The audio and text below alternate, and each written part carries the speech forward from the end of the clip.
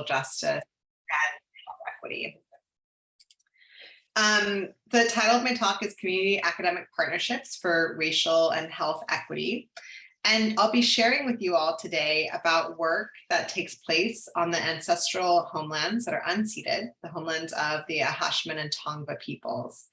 And I share this context to bring it into the present because it's important to learn about these historical and contemporary injustices against Indigenous peoples. I also share this to foreground these histories in our research and in our teaching and practice as we work towards a more just and equitable world. So we're going to cover a few concepts today to lay the groundwork for some example partnerships that I'll be talking about. And briefly, I will just share a little bit about some of the conceptual frameworks that guide my work, including racism, health inequities, as it helps us to think about health equity and what it looks like, as well as community engagement. And then I'll provide an example from two community academic partnerships in which I'm involved that are focused on understanding and addressing racial and socioeconomic inequities in health. And I'll walk through a little bit related to the formation of these partnerships and then share some very brief examples of our work. So this space is called Community Health Research Exchange, and my work focuses on health and public health. And I think it's important to start with this question of what do we mean by health? Dominant frames about health see health through a Western medical model of disease. In public health, we often refer to the World Health Organization's definition of health, which they put forward in 1948, which is that health is a state of complete physical, mental, and social well-being, not merely the absence of disease or infirmity. And this is a commonly cited definition of health to this day. This definition highlights the importance of multidimensional understandings of health. However, according to this frame, health is an individual level experience, so it's overlooking community and population health. And despite really not restricting health to a diagnosis, this definition is still disease-oriented. By contrast, Indigenous or local or non-Western ways of knowing and equity-focused notions of health think about health as including but not limited to the well-being of others. And these definitions can vary across groups and contexts and moments of time and place. But these notions of health are articulated as they're articulated by Indigenous perspectives, often offer a more holistic conceptualization. Often these definitions link individual health with the well-being of family, kin networks, and broader communities with whom they identify. And they may also incorporate the natural world and sociocultural factors into understandings of physical, mental, spiritual, and ecological well-being. And health is also a process. Seeing that box was open, apologies for that. And we can think about really individual and intergenerational health trajectories as we think about health as a process. So this can include like the embodiment of social inequities that are born out of structural oppression. It can also include intergenerational transmission of those embodied inequities and short and long-term health consequences of these systems of oppression. So what is health equity then? The World Health Organization and Margaret Whitehead explain that health inequities are referring to health inequity and having this moral and ethical dimension. And they note that inequity refers to differences which are unnecessary and avoidable, but in addition are also considered unfair and unjust. So in order to describe a certain situation as inequitable, the causes has to be examined and judged to be unfair in the context of what's going on in the rest of society. So health inequities are unnecessary, avoidable, unfair, and unjust. Accordingly, when we think about health equity, we can think about health equity as working to prevent whatever those conditions are or that outcome is, and including justice in its frame. And this image helps us to think about the distinctions between an equality-based approach to addressing inequities versus an equity-based approach. It reminds us that whenever there are inequities, the solutions to inequities should not involve an equality-based approach if the goal is to get everyone to the same point. And so this first image on the left really shows an equality-based approach, that there are two communities and they're pouring the same level of resources into the two communities, even though one is more disadvantaged than the other. So pouring the same level of resources into both communities enables one community to flourish and the other to perhaps maintain the status quo and to maintain that inequity. Whereas if we look at the image on the right, we see that an equity-based model is one that recognizes that we're all coming to the table with different starting places. And in order to make sure that we all have the opportunity for optimal health or optimal whatever the outcome is, we need to adjust the resources accordingly. That is an equity-based approach. So in this case, this image is showing that we're pouring the levels of resources that are needed in order to lift up the community that we initially saw on the left that was starting at a more distant starting place. So equity means investing in what is needed so that each group can have the opportunity to experience the same outcome. And the Bay Area Regional Health Inequities Initiative, or BARHI, developed a conceptual framework regarding the connections between living in an unequal world and health. And this has been a very important tool to guide public health policy and practice by really keeping our attention on upstream drivers of health, such as social inequities, institutional inequities, and the environments in which people are learning, growing, working, playing, and aging. Put another way, this model focuses attention and action on policy, systems, and environmental factors that shape health and health inequities. So these are the upstream factors that shapes the landscape in which public health and other sectors are operating. And my work is grounded in an understanding of how structural racism, or features at this macro level, shape health inequities for low-income communities of color. There are several definitions of racism, particularly structural racism and racialization processes. And I will elevate today an important definition that guides my work. Dr. Zinzi Bailey and colleagues define structural racism as the totality of ways in which societies foster racial discrimination through mutually reinforcing systems of housing, education, employment, earnings, benefits, credit, media, healthcare, and criminal justice. These patterns and practices in turn reinforce discriminatory beliefs, values, and distributions of resources. So structural racism reflects interlocking systems of oppression that structure and shape opportunities based on one's assigned social status within the US racial hierarchy. Racism is also intersectional, meaning that multiple social identities and locations are at play in these processes. And this conceptualization of racism offered by Bailey and colleagues is helpful for challenging, reframing, and hypothesizing factors that can drive racial and economic health patterns, and is also critical for informing strategies to address health inequities. So this framing really points to the need to intervene on structures and systems which could be within the healthcare sphere or within public health systems and institutions, but it also clearly involves addressing housing, education, employment, and economic systems. And my research is also guided by an ongoing assessment of where community power lies in research, policy, systems building, and in practice. And in my work, I really seek to involve directly impacted communities in the process of characterizing health inequities and understanding the policies, systems, and environmental drivers of health inequities, with the goal of moving our work towards developing and implementing multifaceted solutions that directly impact them. So this process involves building community capacity to actively participate and lead in decision-making processes.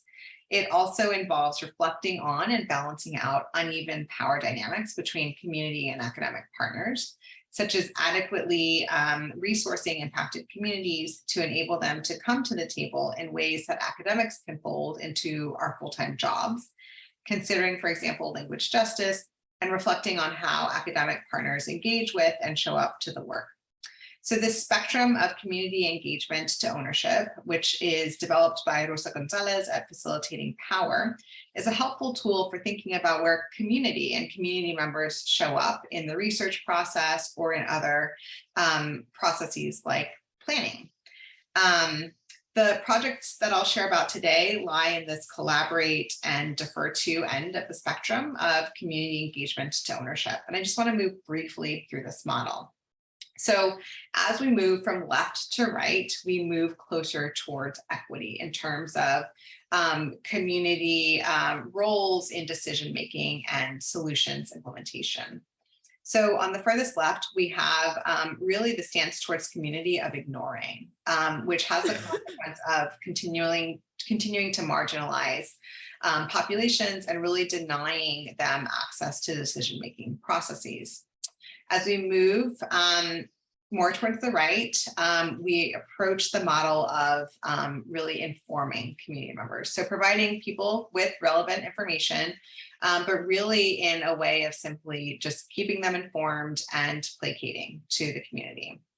More towards the middle, we have the relationship or the stance of consulting. So this might be an example in which you're gathering input from the community around an issue, but they don't have any power in terms of assessing if we're asking the right questions or the process or the purpose, figuring out the purpose of this process, or even what happens next. And so really, in this case, affected communities have very limited voices or are tokenized in this process. Moving further right, we have the level of involving community members. So this might mean involving folks in assessments to understand community needs and community strengths to inform processes and planning. And so here, this process is giving affected communities a voice. So we're moving closer to equity and we're not there yet. The collaborate stance is one in which we're beginning to delegate power across the stakeholders in that work. So we're ensuring community capacity to play a leadership role in decision-making and the implementation of decisions.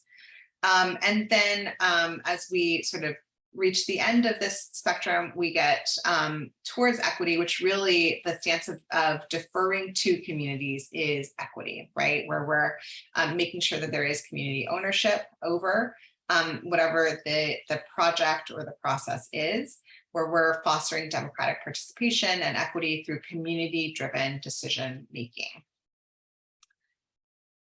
And then to translate, though, this model into how we think about community involvement in research, I just want to articulate a few points about research and levels of power and control, responsibility, ownership, participation, and influence, all of which are related to power, who holds power, who's wielding power, etc.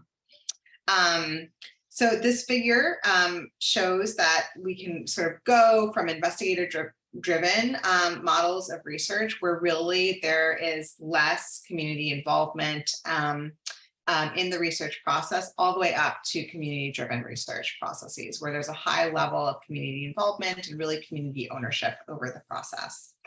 And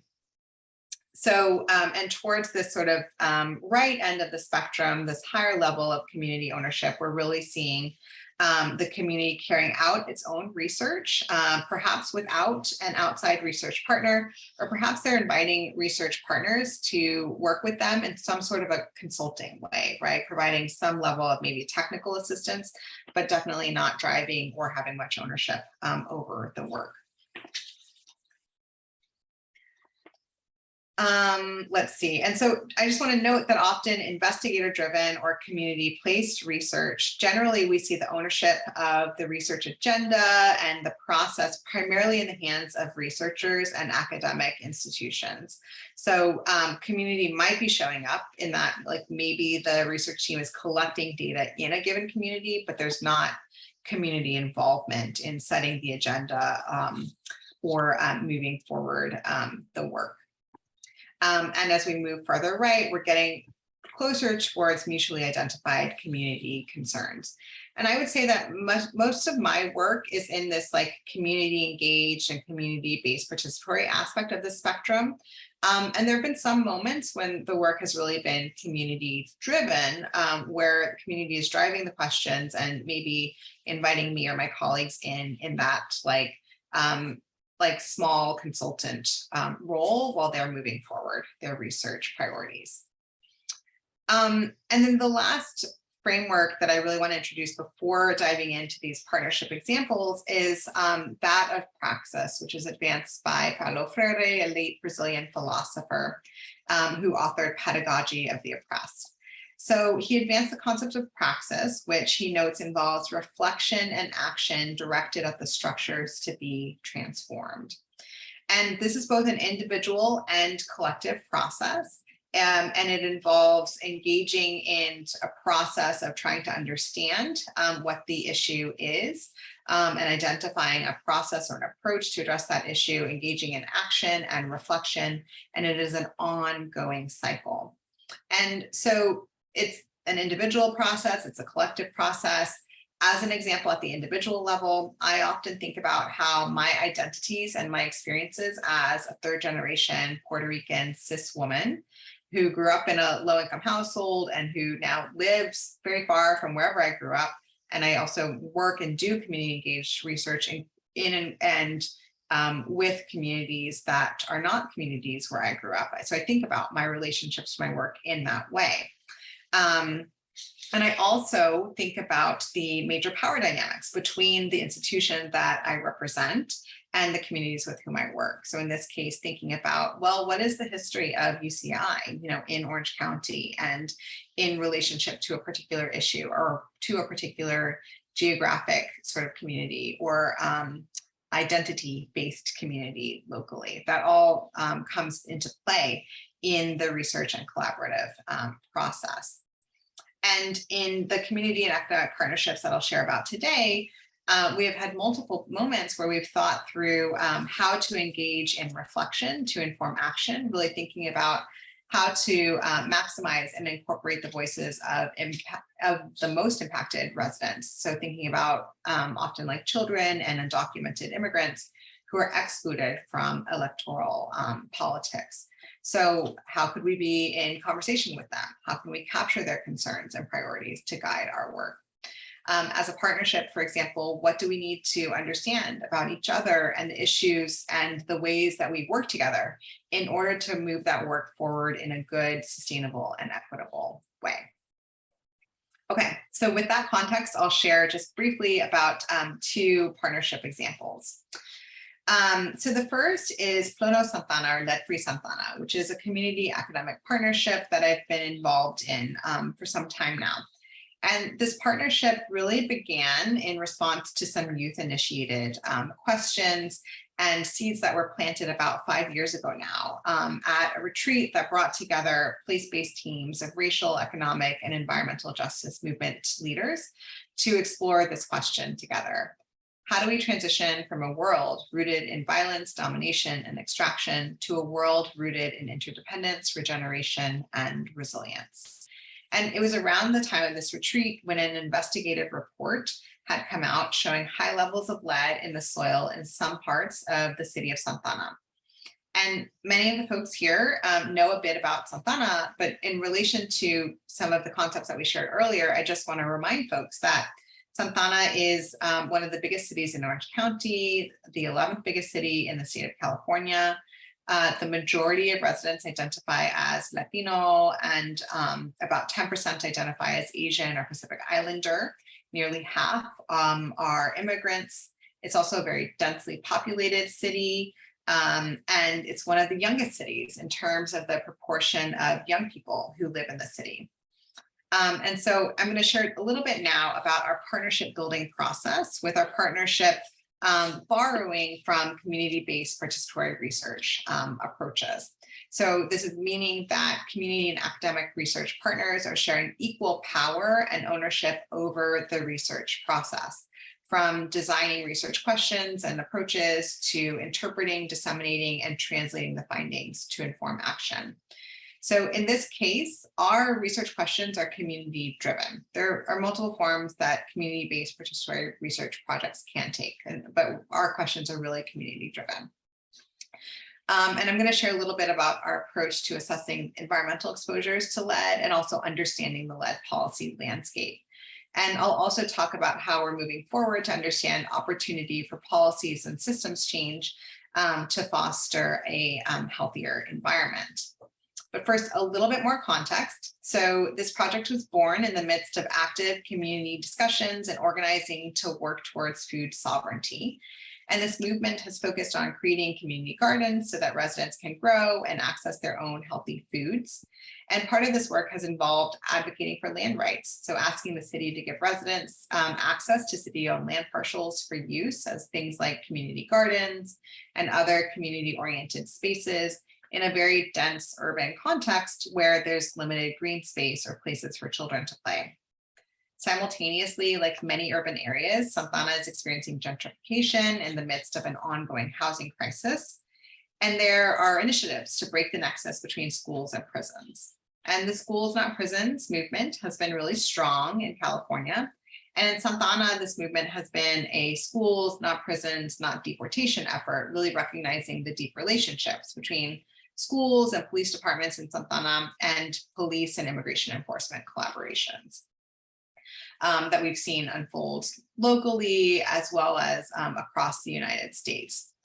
And in 2017, an investigative journalist published a report that documented elevated soil lead levels in the city of Santa Ana. Yvette Cabrera, the reporter, was interested in understanding the contributions of environmental factors to the geographic clustering of residents who tended to be caught up in the criminal justice system in Santa Ana. So her report joined and really expanded ongoing discussions about the contributions of social factors to inequities in social and health outcomes locally.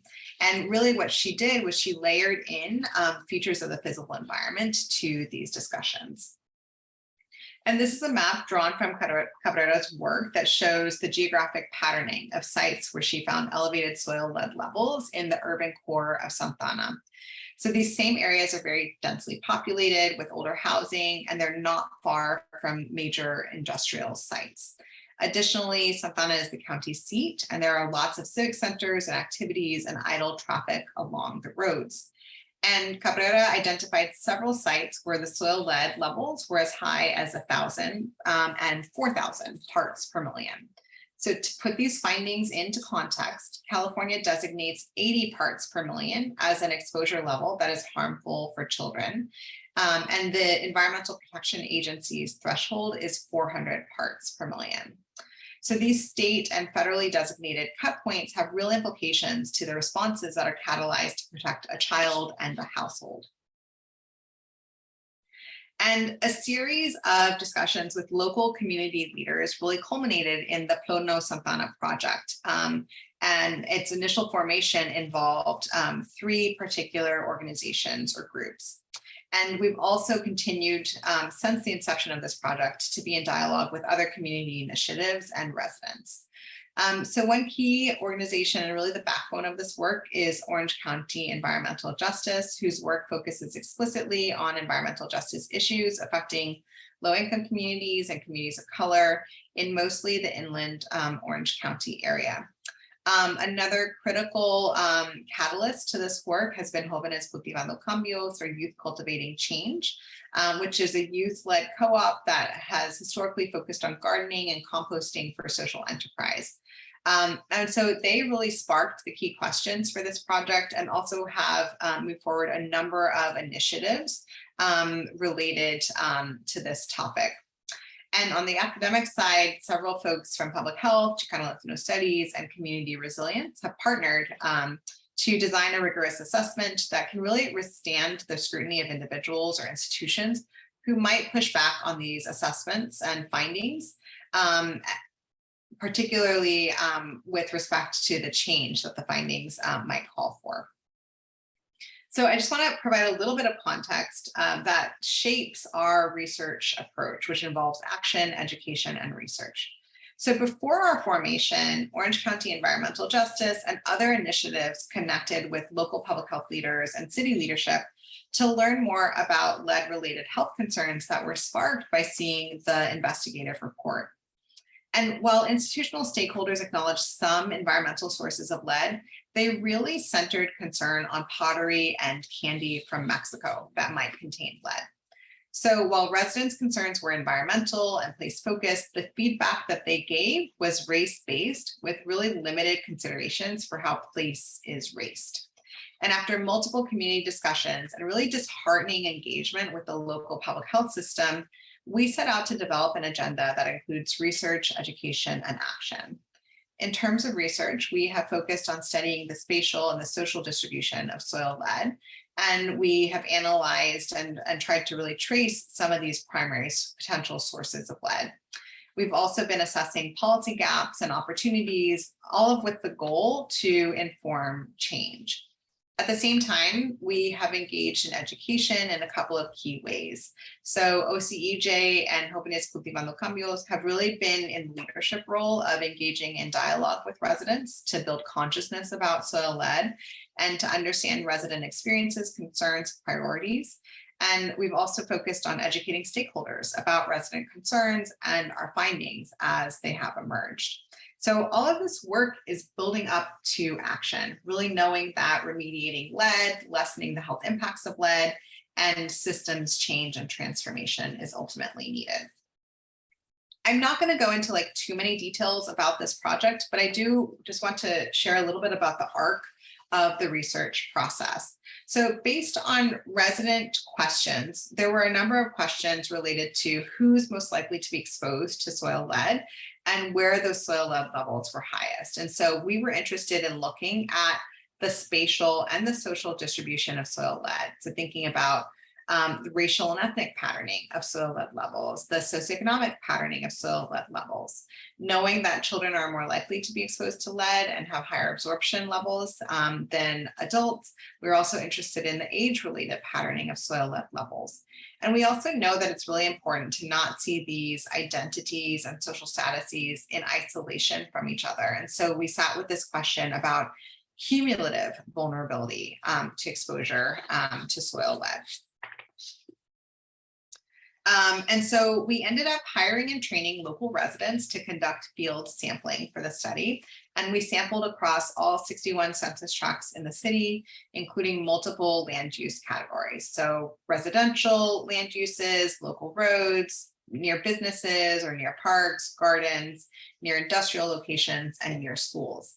And this process amounted to sampling 560 locations, which yielded about 1,500 soil samples because we usually collected about 3 samples at a given location. And then we analyzed samples using X-ray fluorescent spectrometry to identify the total lead levels in the soil. And then we connected these data, so the story that the soil is telling in terms of soil lead levels, we connected that with census data using the American Community Survey. And then we created several indices to look at vulnerability and cumulative risk and lead-related hazards, and we're able to then map the findings in order to get a better understanding of what's happening. So what does this look like spatially, knowing that space is raced and racialized? This figure shows that soil lead concentrations mapped out, and lead levels were highest in that central region of the city of Santa Ana and in the northeast quadrant. So really that's just southwest of the I-5 freeway, which maps on to the downtown area of Santa Ana. And when we layer in the vulnerability scores by social and economic features at the census tract level, we see that census tracts in the central region of the city, again, just south of the I-5 freeway, had the highest cumulative risk scores in terms of cumulative risk of exposure to soil lead and other barriers to health. So we see that residents are contending with multiple forms of risk and vulnerability. And as the study was underway, we also conducted a review of lead policies to understand the federal, state, and local landscape of policies to prevent exposure to lead in the first place, address lead exposures, and address the health and other costs of lead exposures. And there were several notable gaps of current lead policies, including that the criteria to activate assessment of potentially contaminated sites are often biased towards instances where there's like one major polluter. So usually it's like a current or recent polluter. So we've seen, for example, in LA County, there's the Exide battery recycling plant that was seen as like a major polluter. But in instances when lead is coming from like maybe multiple sources or multiple older historic sources, like leaded gasoline from back in the early 1900s or leaded paint, that's more difficult to act and intervene upon. We also identified limited instances in which these policies enabled for remediation of lead contamination because of those historical sources of lead. So for example, with leaded paint, for example, there's an unfair burden on low-income residents for assessing and remediating leaded paint.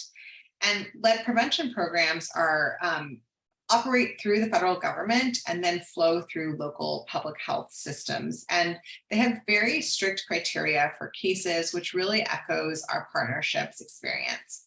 And then finally, a major gap that we saw in the policy landscape is that it wasn't really focused on primary prevention of lead exposures in the first place. It was reactive. So there are limited resources available when there was lead identified. And alongside this research, our partnership has had opportunities to engage in discussions with the city of Santa Ana as they prepared their update to the general plan for the city. And we created a roundtable space that brought together city planners, a representative from the local public health agency who coordinates the lead program and just has a sense of the broader public health system, and also our partnership members. And so for about 2 years, we were at that table really exchanging information about what we were finding on the research side and the various sort of like dynamics, considerations, and resources at the city and the public health side. And we've also connected with other environmental and climate justice initiatives to advocate for more meaningful engagement of the most impacted residents and for policy demands to be incorporated. So in this process, for example, we urge planners to provide free soil assessments and blood lead tests to low-income residents and to remediate land where the soil levels were higher than the state recommended level of 80 parts per million. And I do want to note that as we venture towards the policy side of this effort with an eye towards action, we have recognized the need for support with legal analysis. And so with this need, we have folded in support from an environmental law clinic at UCI and pro bono services from a law firm. And they've been an important partner for understanding the law and for thinking about how to frame our demands. So this work is definitely multi-sectoral and involves a number of collaborators. And in some of our more recent advocacy, we were able, alongside many other community-based groups and grassroots initiatives, to advocate for an environmental justice office and representative within the city, and are working on getting the city to commit to exploring strategies to improve access to soil testing and blood testing, particularly for low-income communities. So I'm going to pause there on the Phone No Santa Ana project and share a little bit about our COVID equity work as well. And I just want to take us back to some of the really early days of the COVID pandemic, which taught us that if one of us is sick, this quickly affects us all. And when COVID hit locally, our local public health infrastructure followed the traditional structure of reacting to the pandemic. That is honestly how our public health system is set up in the United States. When there is a crisis or an issue, we react to it. And under these conditions, powerful institutions can give their assessment of what the issue is and implement an intervention to address their understanding of an issue. And we see time and time again that when public health leadership approaches an issue with a narrow focus on what's just right in front of them, and without an understanding of the issue from the perspective of those most affected, the interventions are often designed to fail. And when they fail, who gets blamed? It's often those who are most affected who are experiencing the greatest inequities. And with the COVID-19 pandemic, in the very early days, when discussing why the pandemic was really ravaging Latino communities, we saw several people attribute and blame quote unquote cultural factors to why Latinos had high levels of COVID.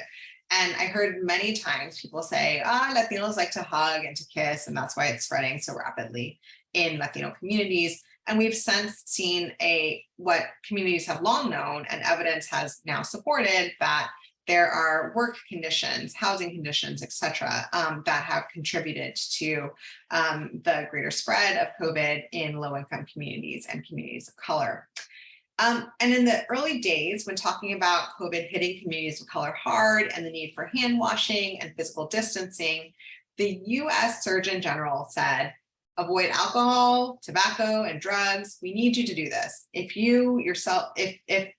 need you to do this, if not for yourself, then do it for your abuela, do it for your granddaddy, do it for your big mama, do it for your pop. And this was a reference that was incredibly frustrating and inappropriate from the perspective of multiple communities of color.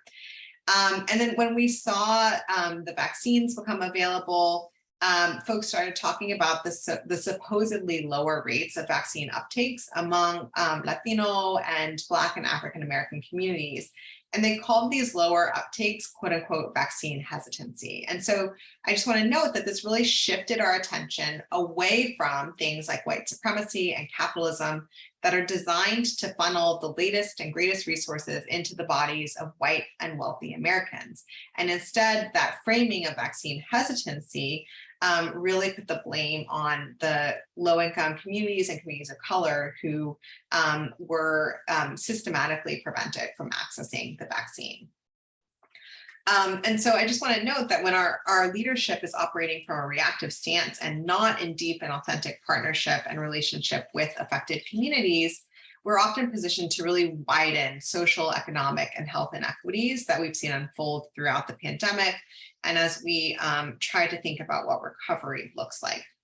So everyone, I think, in this room understands that these issues are multi-sectoral and multidisciplinary and need broad and deep partnership. And in the very early days of the pandemic, my colleague Abby Reyes and I connected with several grassroots community leaders to understand what were the gaps and is this a moment for forming some sort of a partnership that's focused on equity? And many affirmed that, like, yes, we need a higher level strategy that's coalitional, where we're bringing folks together.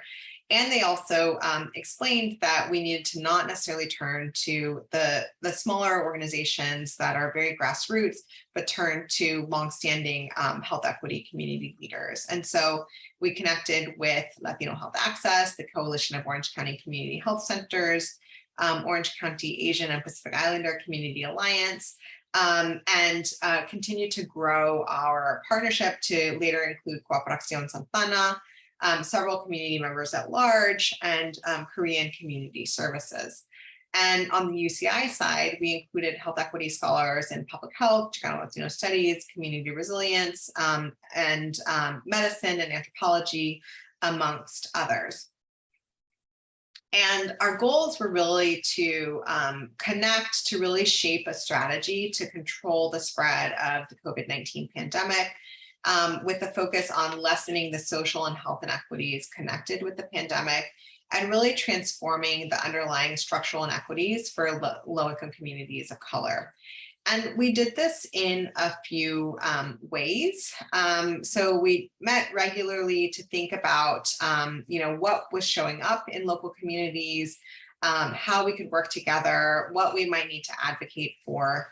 And in the very early phase of the pandemic, we talked about an opportunity to connect with UCI Public Health, who was designing a health equity contact tracing workshop in partnership with the local health department. And we had the opportunity to be a part of that effort by contributing to some conversations regarding the design and of the curriculum itself, but also thinking about who might participate in that contact tracing training. And folks in public health were very open to and responsive to the priority of including folks not only at UCI, so students and staff and like public health officials and formal public health practitioners, but also including community members who were not necessarily affiliated with UCI or those other organizations. And so we saw the value in and designed the process to leverage a popular education approach, or as much of one as you can do, being totally remote in that phase of the pandemic. This training was bilingual and engaged very much like a discussion based approach to learning about evolving information related to COVID and to contact tracing, with the goal of sharpening each of our understandings of the COVID pandemic and this evolving information and the differential impacts.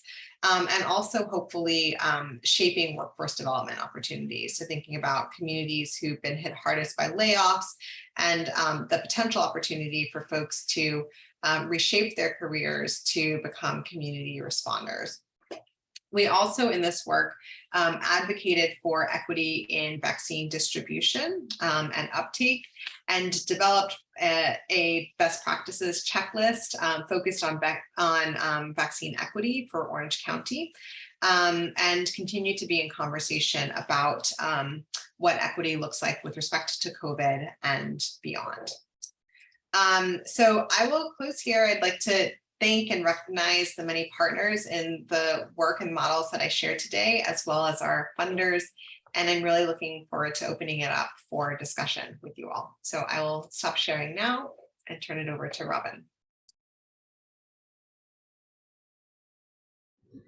Well, that was fabulous. I am always so inspired by the work that you do, Alana, and I feel so hopeful, and I feel like our community is so lucky to have you here, and because you understand, the way to actually do things the right way, and I would like to open it up. Anybody who has any questions for Alana, to please just go ahead, and I think it's easier to just go ahead and unmute and, just ask your question. I would prefer to do that than doing it through the chat. So it looks like Omar, you have a question. Let's hear it. Hi, Alana. Great presentation, by the way. And sorry I couldn't talk before. My wife was on another meeting, so they created cross communication. So as a person that also engaged in community-based research, one of the things that it's been a challenge for me, I guess, that sometimes people like bring me to their projects kind of like halfway, or when the scientific grant has been already approved and it doesn't incorporate from the get-go a community-based research more on the right side, according to the spectrum. So, it's always a challenge how we can move from the collaboration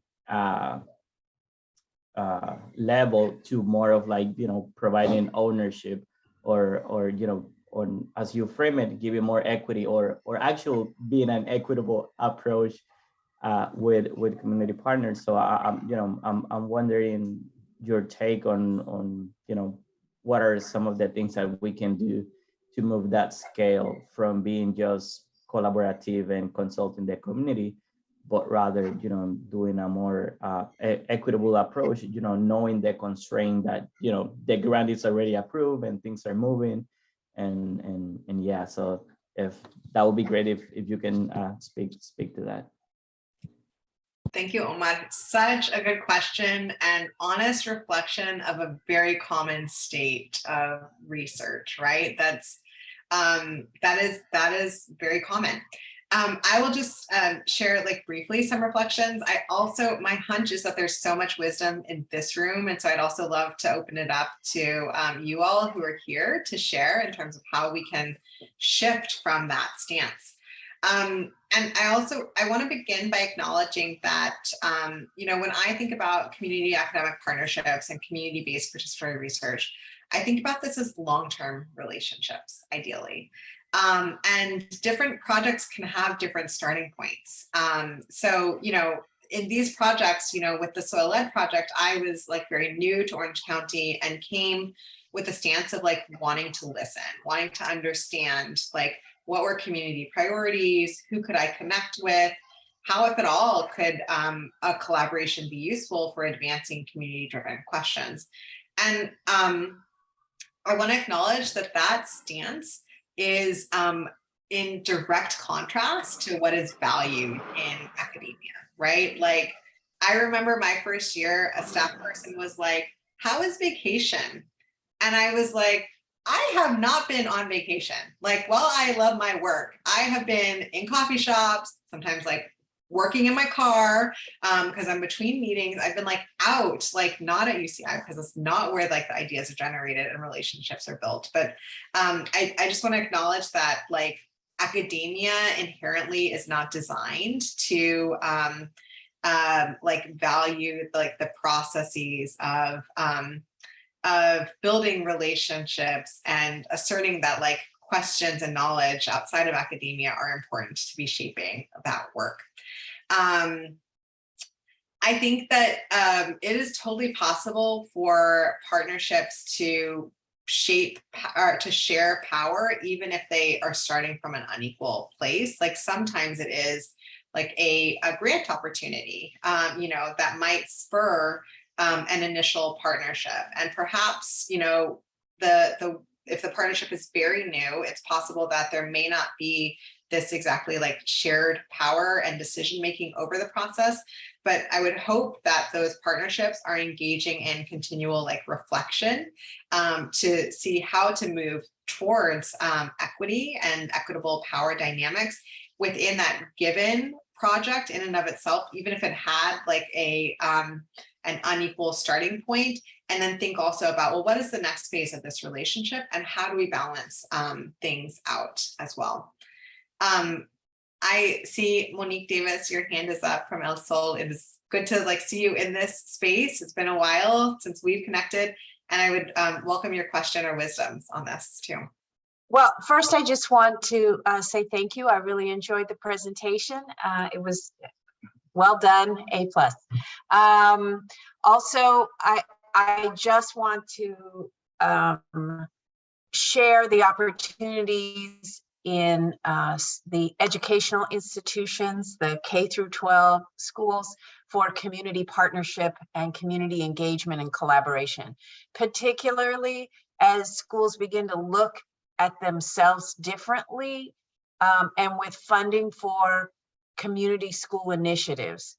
This provides an opportunity for those who are interested and invested in community research to, as the perspective is shifting even at the large educational K-12 educational institutions, it's a great time to include them because the heart of the community sits in the schools. And so I just want to make that comment and thank you again for your great presentation and all the work you do.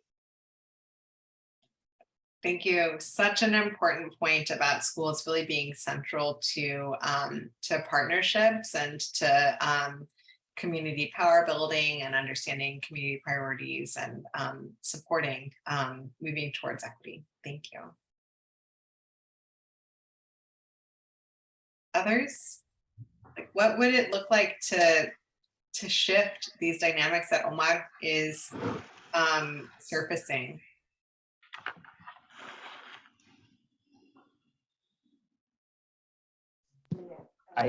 I guess I guess another question. I mean, if anyone else wants to jump in, by all means, I don't, I don't want to take up the space. Uh, Now that I'm, transitioning from the PhD to the postdoc, I'm, applying for grants and stuff. So I'm wondering if in your experience, Alana, like how funders receive when you're framing the kind of like work that you do, because sometimes I'm like hesitant to frame it in a way, because I mean, if they don't understand it, they're like less likely, to provide funds, right? So I'm always like thinking about how to frame community-based research in an equitable way, but obviously at the same time, for like funders and people that have, grants, that they like know that it is a method, a theory, and they have a very like set up, like a very uh, like some steps that you do, right? That it's not, as a friend of mine said, like wishy-washy, right? This is something serious, right? So yeah, so just wondering on that. Such a good question. I can draw on a lot of failure in terms of pursuing grants in respect to your question, and like a little bit of success. So I've moved towards sort of being unapologetic about what's needed to do the work well. And then, but also figuring out, is it worth submitting my unapologetic like project to a given funder? So I think very much about like, well, what have they historically funded, and would they support my work if I tell the full story? Now, I often, like in public health, a big money trough is like the NIH. And I often, the one compromise I will make is like, I often don't like frame my work through the lens of structural racism explicitly. Like I will use very specific language, but I know that like reviewers are not often trained to understand structural racism. And so I need to like break it down in certain ways. I also worry about like funders and or like legislative, I don't know, any shifts in like the political winds that could affect that work. I also, a bit of my work focuses on exclusionary immigration policies, and that work, like how do you get the government to fund you to study how the government makes people sick? Like literally that's what immigration policies do. And so that area of my work has just been a hustle, in terms of moving it forward without funding often. But for my projects that are very community engaged and like potentially fundable by whatever the major agencies are, we definitely have to figure out this balance of how do we package community identified questions in a way that also is advancing knowledge in the way that the field is looking. And so that's like a little bit of dance of okay, like listening really deeply to understand, okay, you're concerned about this, this, and this. Let us see like what the state of the literature is and how we can frame this as a gap, in the literature. And so often there's this like blending in order to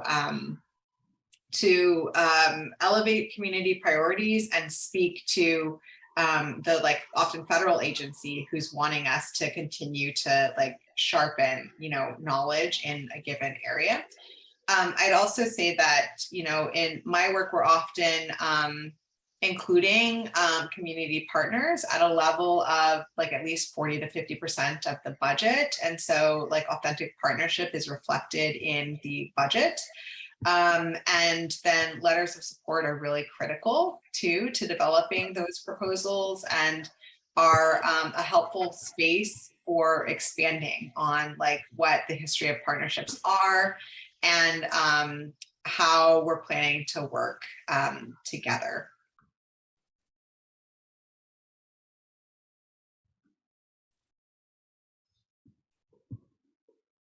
Hao Ping, did you have a comment or a question? Yes, was a beautiful talk, eye-opening for me. I've led a basic research lab, NIH funded. So in your mind, in your description will be the investigator-driven research for over 20 years. So all purely NIH funded basic research.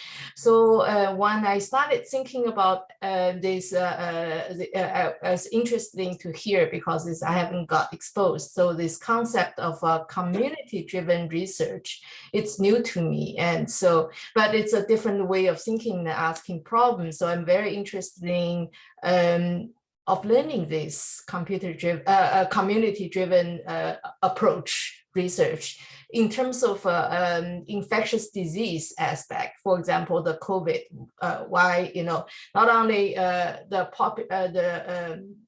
I think it's not only the spread of the COVID is more severe in the disadvantaged population, but also the severity of the infection, for example, it's also different. So what are the underlying mechanism or diseases associated with this? It probably is more of a from the community, you know, it's a kind of a basic research aspect, infectious disease questions. Actually, it has something to do with the diet and a lot of underlying things, other infections, co-infections to me.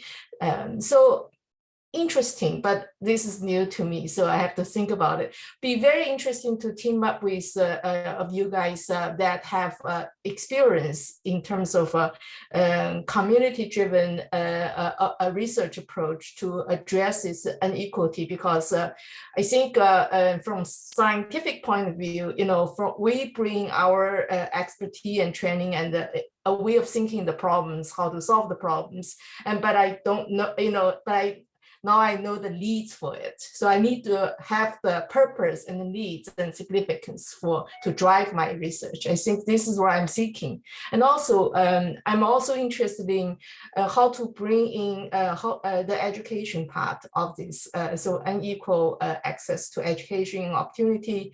And we do have a large population of underrepresented, but we don't see that in lab, for example, as much as others. How do we engage young people to be interested in science and you know, interested in learning and moving on?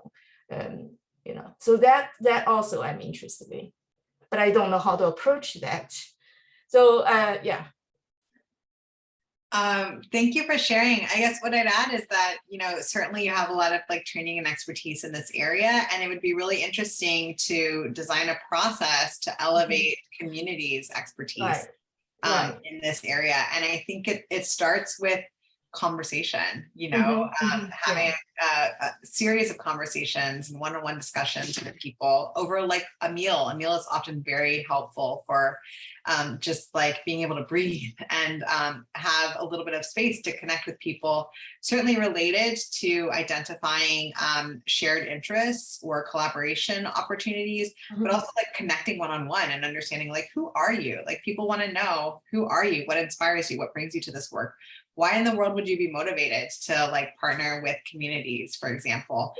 They want to know like how you're going to work, how you're going to you know, be sure to center community voices in that process. And so really relationship building is a key step in that process. And I imagine that the ICTS can connect with you in thinking about, you know, what that like timeline and process could look like.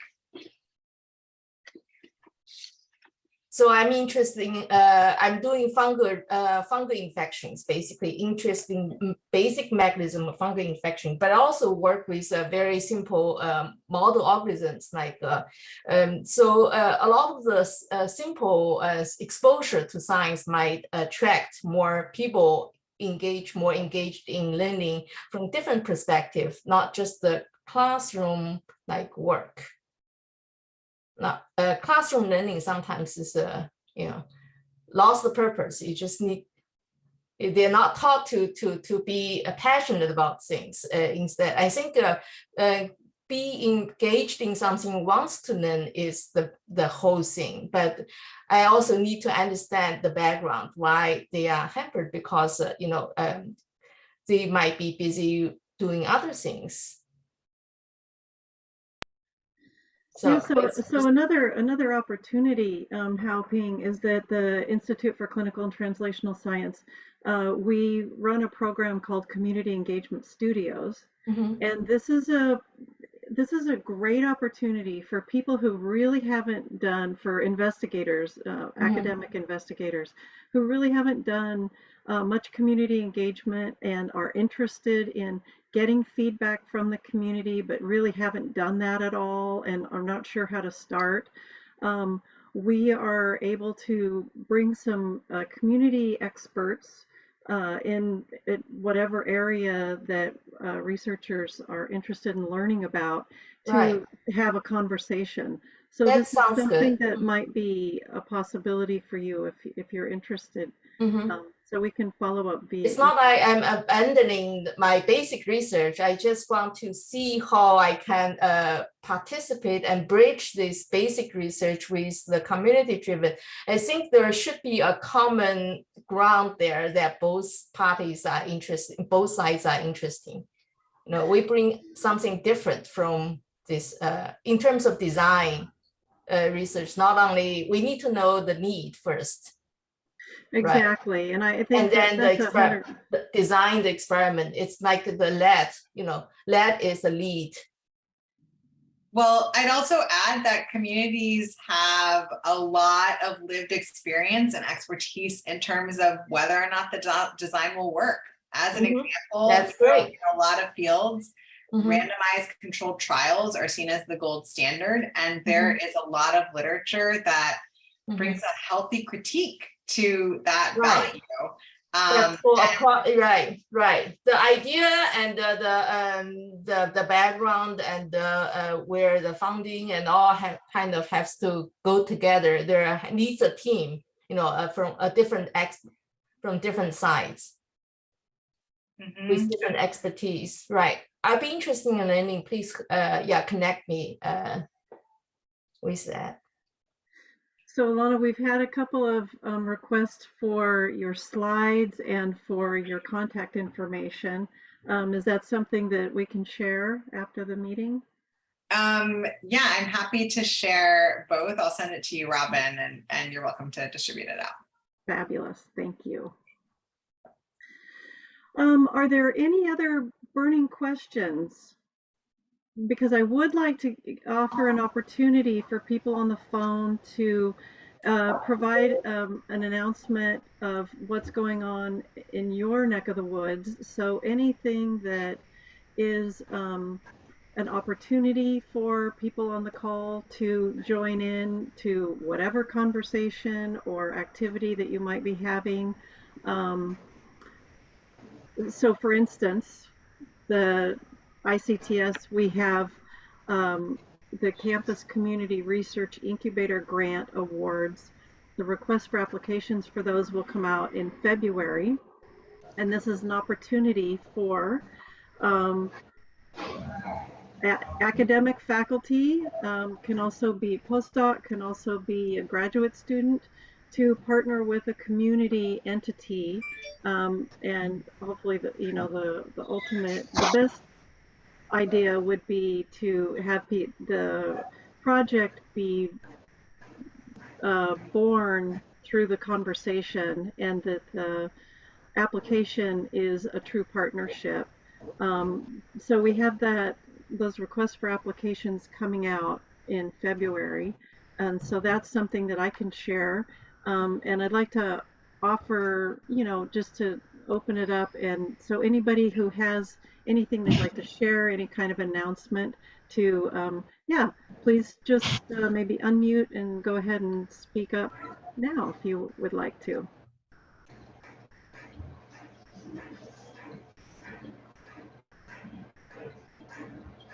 I can add something a little bit, Robin, since you mentioned the CCRIs. For our pilots, we are also, we do include community reviewers to review our applications. I see a few names that I recognize who have been past reviewers. We are going to be inviting folks to review our proposals. We are currently active right now, and those should be coming out in the new year. So hopefully you'll be willing to participate again and be a reviewer. So I think, Omar, this is something that you were mentioning about grant funding.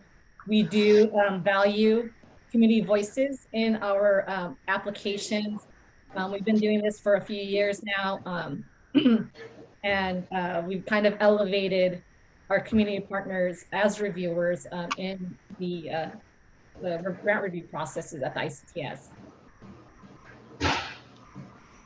Yes, and if anybody on the call is interested in becoming a community reviewer, please let me know, and we can, I'm not sure if we're going to be doing another training this year or maybe toward the end of next year. I'm not sure where we are with that, but anybody who's interested, please let me know. Connie, what do you have going on? Thank you very much for I'm going to see if my camera works.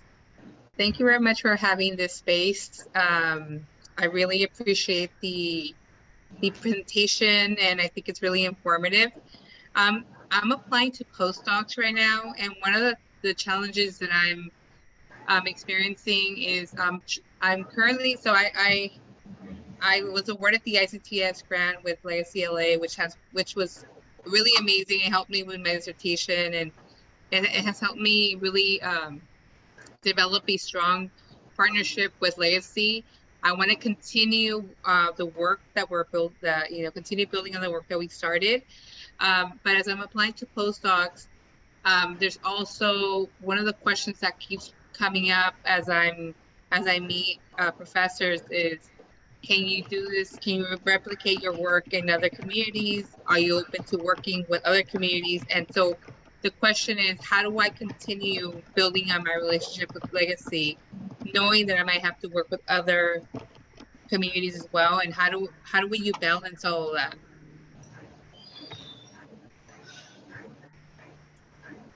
Hi, Connie. Great question. I'm happy to get it started, and also would like to defer to many others in this room who likely have wisdom to share. I would say that it's important to assess what's possible for you. Like, with the opportunity, are you going to have time and space to continue to nourish that relationship or not? And if so, how much time and space are you going to have in to continue that work? So it's important to really have a sober expectation and communication, with them.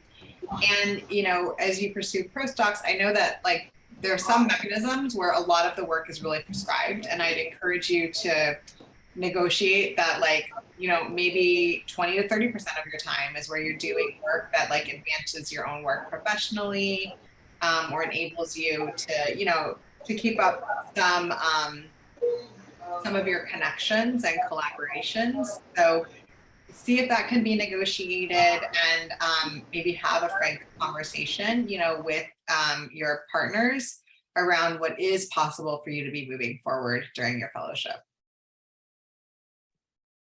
If that was great. If I can add something, so I went to I'm on the job market again, and I did a round last year. So that was one of the questions that people were interested, because most of my experience, it's community-based research in Puerto Rico, where I am from, and have done, have more experience. But people were interested, how would I take that model that has been employed in Puerto Rico and move it to other communities, right? And I think Alana mentioned something very critical, is time, right? How much time they would give you or you would have, because this partnership and this trusting relationship takes time. So what I came to find out on the conversations that I had through the interviews that I had last year, is that some universities are more open to give you more time and provide you that space, because they know that takes time, right? So I think that signals from the university that they really are interested in you carrying that type of work, because they're providing the space that you need to do that kind of work, right?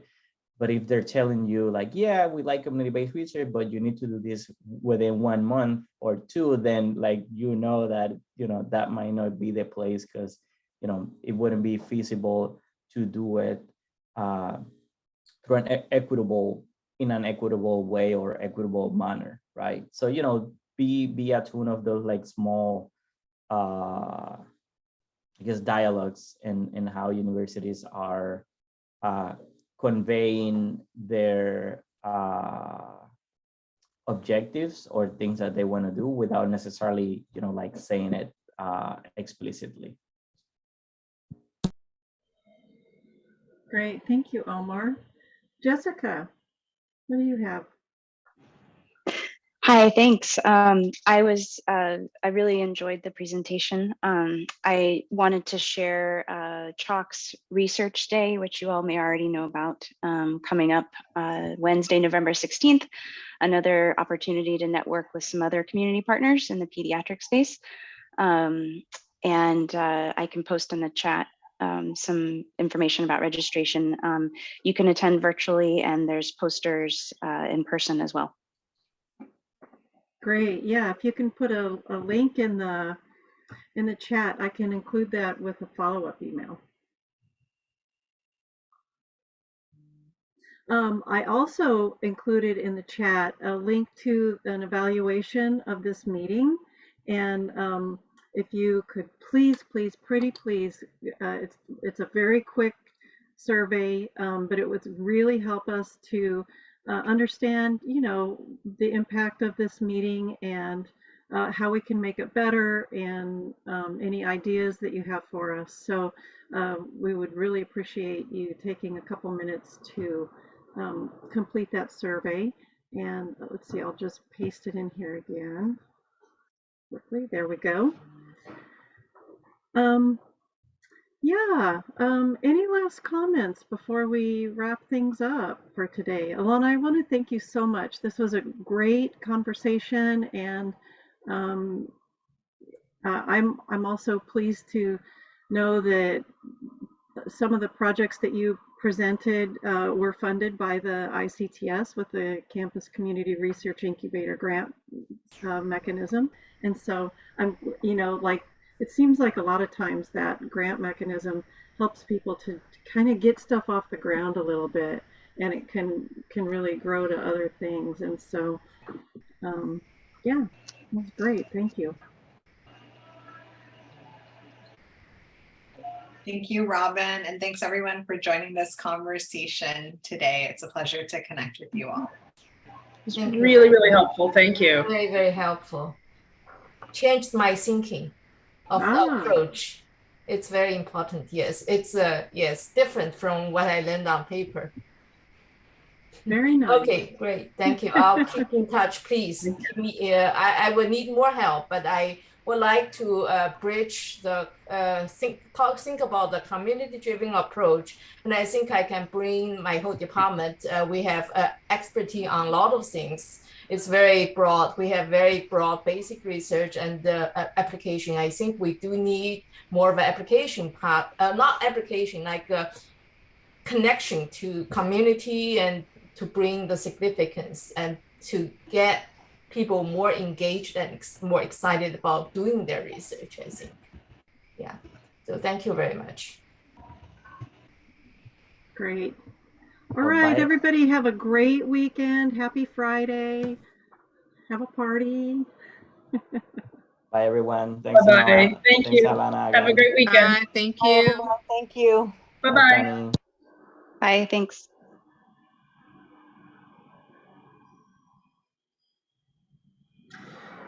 April, do you want to just stay on for a second and we can talk